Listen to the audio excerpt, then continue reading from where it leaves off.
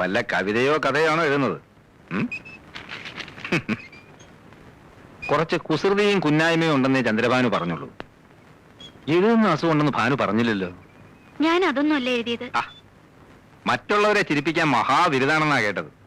എന്നിട്ട് പാടുപെട്ട് ഞാനൊരു തമാശ പറഞ്ഞിട്ട് ആദ്യം അത് സീരിയസ് ആയിട്ട് എടുത്ത് പറഞ്ഞല്ലോ. കോടതിയിലെങ്ങാനമാണിത് പൊട്ടിച്ചിരുന്നെങ്കിൽ ഇപ്പൊ കൂട്ടച്ചിരി വരുന്നേനെ.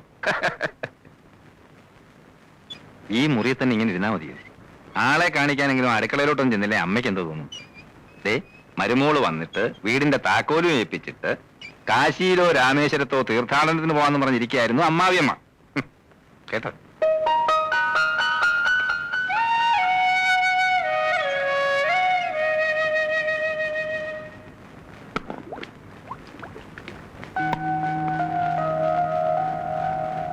അടുക്കള കാര്യങ്ങളിൽ അമ്മയെ സഹായിച്ചിരുന്നത് അനിയത്തിയാണെന്ന് ഞാൻ അറിഞ്ഞു.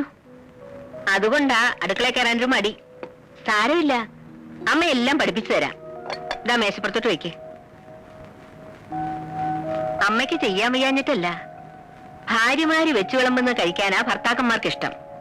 അവരുടെ ഇഷ്ടാനിഷ്ടങ്ങൾ അറിഞ്ഞു പെരുമാറുന്നതാ ഒരു പെണ്ണിന്റെ മിടുക്ക്. അങ്ങനെയൊക്കെയാ നമ്മൾ അവരുടെ മനസ്സിൽ കടന്നുകൂടേണ്ടത്. എന്താ ചെയ്യേണ്ടതെന്ന് പറഞ്ഞാ മതി. ആദ്യമൊക്കെ ഞാനും ഇങ്ങനെയായിരുന്നു. അന്ന് പെൺകുട്ടികൾക്ക് ഇന്നുള്ള സ്വാതന്ത്ര്യമൊന്നും ഇല്ലല്ലോ. ഒരു വർഷം വല്ലാത്ത ശ്വാസം മുട്ടലായിരുന്നു. അത് ചെയ്താ കുറ്റമാകുമോ, ഇത് ചെയ്താ കുറ്റമാകുമോ എന്ന് ശങ്ക. അമ്മായിമ്മ പോരെന്നൊക്കെ കേട്ടിട്ടില്ലേ? അത് ശരിക്കും അനുഭവിച്ചു. അവരുടെ മുമ്പിൽ നേരെ നിന്ന് സംസാരിച്ചു തന്നെ 2 വർഷം കഴിഞ്ഞ. ഇവിടെ അതൊന്നും വേണ്ടി വരില്ല. ഈ വീട്ടിലെ കാര്യങ്ങൾ നോക്കേണ്ടത് നീയാ. പിന്നെ ഭർത്താവിന്റെ അമ്മയാണെന്നുള്ള ഒരു സ്ഥാനം മാത്രമേ എനിക്കുള്ളൂ. ഇനി മോടെ ഇഷ്ടത്തിനായി ഇവിടെ സ്ഥാനം. ആട്ടെ, രാത്രിയിൽ ആഹാരം അവിടെ എത്ര മണിക്കാ? ഈ സമയത്താ. എന്നാ നന്ദനെ വിളിച്ചോളൂ, അമ്മ വിളമ്പാ.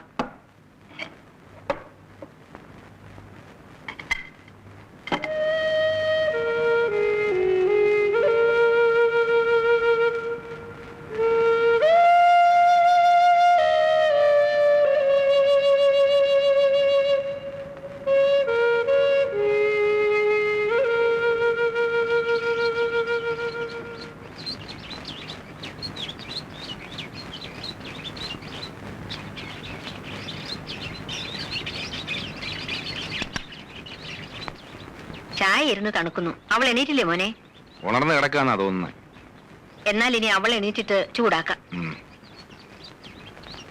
അമ്മേ, അമ്മ ശ്രദ്ധിച്ചോ? അവൾക്ക് എന്തോ ഒരു പ്രയാസം. വന്ന് കയറിയപ്പം മുതൽ ഞാൻ ശ്രദ്ധിക്കുന്നതാ. എന്തു പ്രയാസം? അമ്മ എന്നെ മറക്കണ്ട. അമ്മയ്ക്കും തോന്നിയില്ലേ?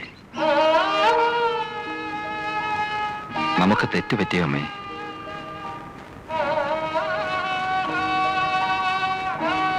ആതിരയുടെ ഇഷ്ടം നോക്കാതാണോ വിവാഹം നടത്തിയത്? നിന്നോട് ഇതൊക്കെ ആര് പറഞ്ഞു? ജനിച്ച വീടും അച്ഛനെയും അമ്മയൊക്കെ വിട്ടിട്ട് വന്നതല്ലേ. പുതിയ ചുറ്റുപാടുമായിട്ട് ഇണങ്ങിച്ചേരാൻ ബുദ്ധിമുട്ട് കാണും. അതെനിക്ക് അറിയാഞ്ഞിട്ടല്ല, അതെല്ലാ പെൺകുട്ടികൾക്കും ഉള്ളതല്ലേ. ഇതല്ല, എന്നോടെന്തോ ഇഷ്ടക്കുറവുള്ളതുപോലെ. വേണ്ടാത്തതൊന്നും ചിന്തിക്കണ്ട. അവൾ ഇങ്ങോട്ട് വന്നിട്ട് കുറച്ച് ദിവസങ്ങളിലേ ആയുള്ളൂ. എല്ലാം നേരെയാകുമെന്ന് സമാധാനിക്കേ.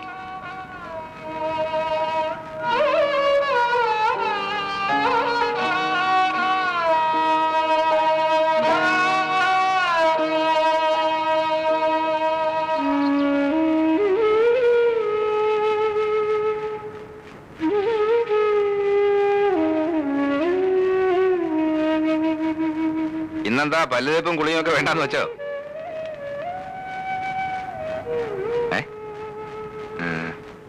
എന്താ സുഖമില്ലേ? ഇരിക്കെ. ആതിരയ്ക്ക് ഇവിടെ എന്തെങ്കിലും ബുദ്ധിമുട്ടുണ്ടെങ്കിൽ തുറന്നു പറയണം. എന്നോട് പറയാൻ മടിയാണെങ്കിൽ അമ്മയോട് പറഞ്ഞാൽ മതി. അമ്മയെ ഒരു അന്യായിട്ട് കാണരുത്. അമ്മ വെറും പാവാ. കാര്യമായിട്ട് എന്തോ പ്രയാസമുണ്ട്. മുഖം കണ്ടാലറിയാം. ഞാനത് അമ്മയോട് പറഞ്ഞു. അപ്പൊ അമ്മ പറഞ്ഞ എന്താണെന്നറിയാവോ? വീട് വിട്ട് നിൽക്കുന്നതിന്റെ ആണെന്ന്. അത് തന്നെയാവും കാരണമെന്ന് ഞാൻ ആശ്വസിച്ചോട്ടെ. എന്തായാലും തുറന്നു പറയാൻ മടിക്കണ്ട. എനിക്കൊരു പ്രയാസമില്ല. നീ വേഗം കുളിച്ച് റെഡിയാവും. നമുക്ക് ഒന്ന് പുറത്തോട്ട് പോണം. ചെല്ല.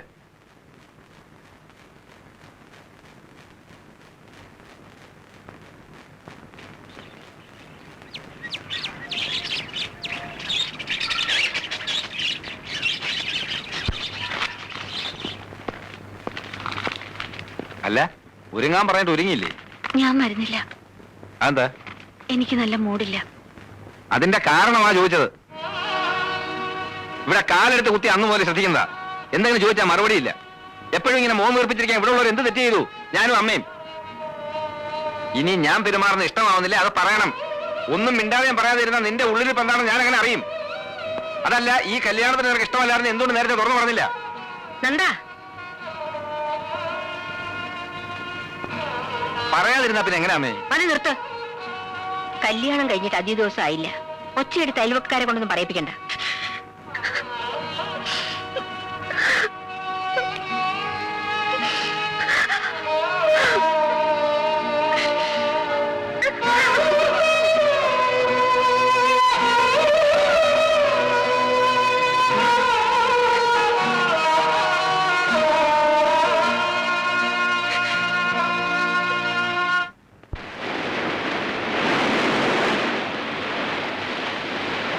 ഒരു വിവാഹ ജീവിതത്തെക്കുറിച്ച് ചിന്തിച്ചു തുടങ്ങിയപ്പോ കുറേയേറെ ഞാൻ മനസ്സിൽ കണക്കുകൂട്ടി.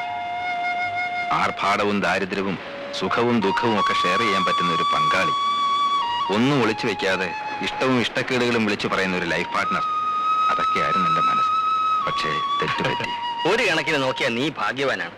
നിന്റെ കല്യാണം കഴിഞ്ഞ് 3-2 എന്റെ കല്യാണം. ഫസ്റ്റ് നൈറ്റിൽ കുറച്ചു നേരം മിണ്ടായിരുന്ന ഒഴിച്ചാൽ വസന്തഗോകുല ഇതുവരെ നാക്ക് വായിലിട്ടിട്ടില്ല. ആതിരെ സംസാരിക്കുന്നില്ല എന്നല്ലേ നിന്റെ പരാതി? ഇതിങ്ങൾ സംസാരിച്ചു തുടങ്ങിയ കുഴപ്പാ. എന്തൊക്കെ അറിയേണ്ടത്? നമ്മൾ ഒരു സിമ്പിൾ എന്ന് വിചാരിക്കുന്ന കാര്യങ്ങൾ ഇതുങ്ങൾക്ക് ഇഷ്യൂവാ. പറഞ്ഞു തൊണ്ടയിലെ വെള്ളം പറ്റും. പിന്നെ സഹകരണം, അത് കുറച്ച് അകലത്തിൽ നിർത്തുന്നതാണ് ബുദ്ധി. നിനക്ക് കാര്യത്തിന്റെ ഗൗരവം അറിയില്ല, അതുകൊണ്ടാ. കേട്ടിടത്തോളം ഞാൻ പറയട്ടെ, നീ ഉദ്ദേശിക്കുന്ന വല്ല പ്രശ്നങ്ങളൊന്നും ഉണ്ടെന്ന് എനിക്ക് തോന്നുന്നില്ല. ആതിരയ്ക്ക് നിന്റെ അത്ര മെച്യൂരിറ്റി ഇല്ല. നീ അവളുടെ പ്രായം എന്തുകൊണ്ട് കണക്കിലെടുക്കുന്നില്ല? പ്രായം കണക്കിലെടുക്കാഞ്ഞിട്ടല്ല, കണ്ടപ്പോ ഇഷ്ടപ്പെട്ടു പോയി. അതുകൊണ്ടാ ഇത് തന്നെ മതിയെന്ന് തീരുമാനിച്ചത്. പക്ഷേ എന്റെ പൊസിഷനും പ്രായക്കൂടുതലും ഒന്നും അവളോടുള്ള പെരുമാറ്റത്തിൽ ഞാൻ കാണിച്ചിട്ടില്ല. പഠിച്ചോണ്ട് നടന്ന പെണ്ണല്ലേ, പ്രായത്തിൻ്റെതാന്ന് കരുതി നീ അങ്ങ് ക്ഷമിക്കും. 1-2 ദിവസം നീ മിണ്ടാനും പറയാനൊന്നും പോണ്ട. 3-ാമത്തെ ദിവസം അവൾ താനേ നിന്റെ അടുത്ത് വരും. ഷുവർ.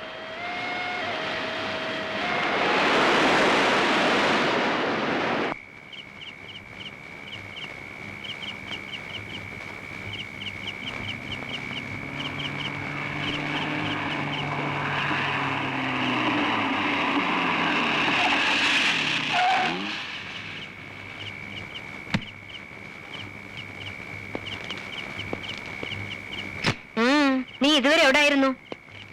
രാവിലെ ഒന്നും പറയാതെ ഇറങ്ങിപ്പോയതല്ലേ? വക്കീൽ ഓഫീസിൽ നിന്ന് ജമാല് വിളിച്ചിരുന്നു. നീ ഇന്ന് അങ്ങോട്ട് ചെന്നതേ ഇല്ലെന്ന് പറഞ്ഞല്ലോ. അങ്ങോട്ട് പോയില്ല. വൈകിട്ട് ഉണ്ണിയെ കണ്ടു. അവനുമായിട്ട് കുറച്ചു നേരം കടപ്പുറം സംസാരിച്ചിരുന്നു. ഉണ്ണി അവളെ കൊണ്ട് ഇങ്ങോട്ടൊന്നും വന്നില്ലല്ലോ. വരണ്ടാന്ന് ഞാൻ പറഞ്ഞിട്ടാ. ഇവിടെ ഇപ്പൊ ആരെ സൽക്കരിക്കാൻ പറ്റിയ അന്തരീക്ഷമല്ലല്ലോ. അവളെന്തേ? അവള് കിടന്നു. എല്ലാം കഴിച്ചോ? ഞാൻ നിർബന്ധിച്ചവൻ പേരിന് 2 വെച്ച് കഴിച്ചു. വിവാഹം കഴിക്കാനായിരുന്നു ബഹളം. ഇപ്പൊ അമ്മയ്ക്ക് സന്തോഷമായല്ലോ.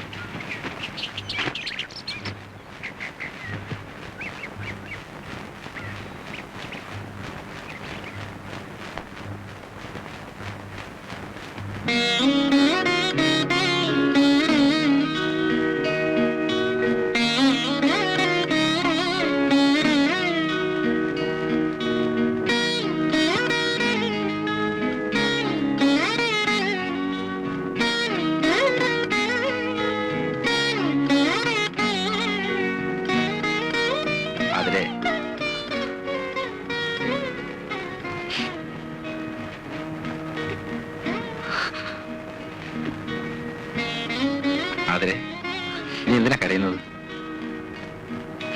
ഞാൻ അപ്പൊ തോന്നിയ വിഷമത്തിന് ഇന്നലെ എന്തൊക്കെയോ പറഞ്ഞു. ഒന്നും എന്റെ മനസ്സിലിരിക്കത്തില്ല. അതുകൊണ്ടാ. നീ എന്നോട് ക്ഷമിക്കേ.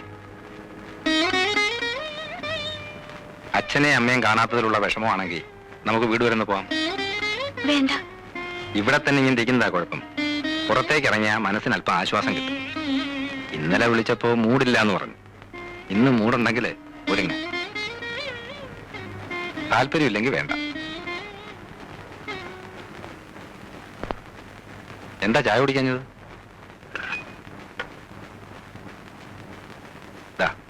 കുടിക്ക.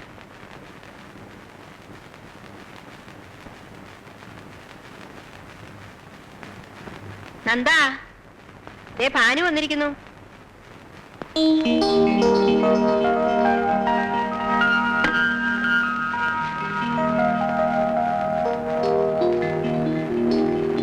കല്യാണത്തിന്റെ അന്ന് മുങ്ങിയിട്ട് പിന്നെ ഇന്നാണല്ലോ പൊങ്ങുന്നത്.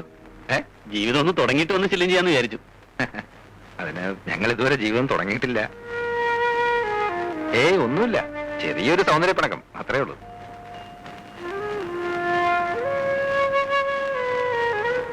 നിങ്ങൾ സംസാരിച്ചിരിക്കെ, ഞാനൊന്ന് റെഡിയാവട്ടെ.